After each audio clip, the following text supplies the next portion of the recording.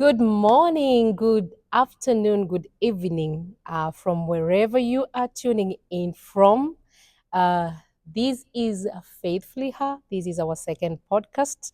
We are delighted that you are following us. This is where we tell our story. This is where you tell your story, and that story becomes a testimony to someone else. And so, as you're coming in, I urge you to just go down there, hit the like button, subscribe right there, and keep following so that you get every podcast that comes and you will not miss any of them.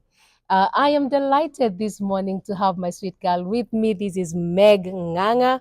Welcome, sweetheart. How are you? Thank you so much. I'm doing well. How are you? I am doing well. I'm blessed to have you. Thank you. Oh, it's an honor. Thank you for coming. Thank you for being on my table and having to come and share your story, right? Yeah. I mean, I've listened to your story. It's just an amazing story that encourages the young people.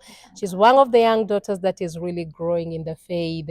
And I am delighted that today you're going to be telling them your story, Yay. right? Yes. So this is your platform and let us hear that story. So who is Meg?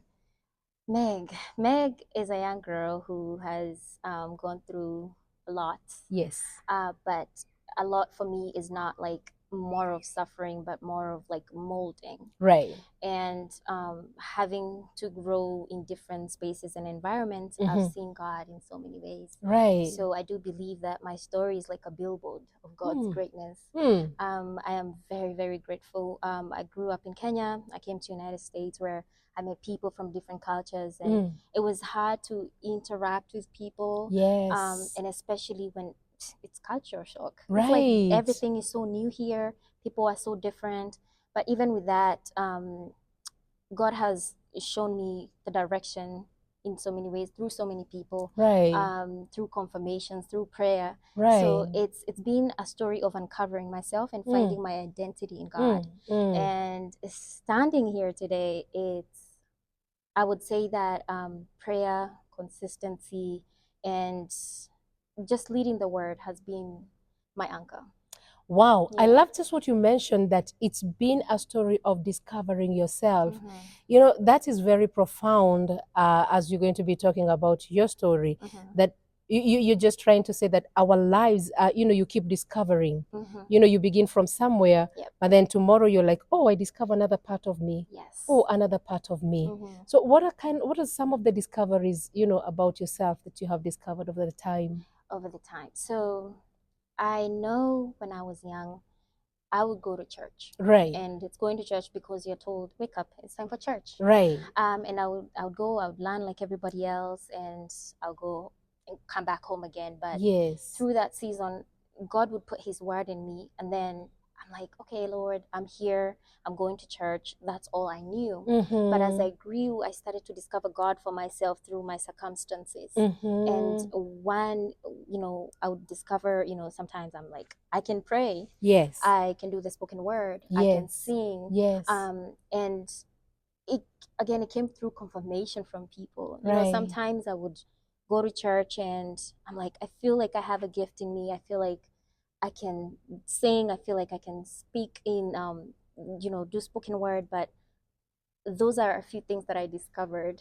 And also, I used to be very scared of people and spaces. But God used that fear. I don't even know how to explain it, but it was more like I'm scared, but God will put me into spaces so that I can talk to people. So there has been people who affirm. Yes. The affirmation. Yes. And come to talk about the voice. You got a good voice. Oh, I have listened to you sing. Thank you. Oh my goodness, you have the angelic voice. Amen. So that's one area that I know that you're gifted in.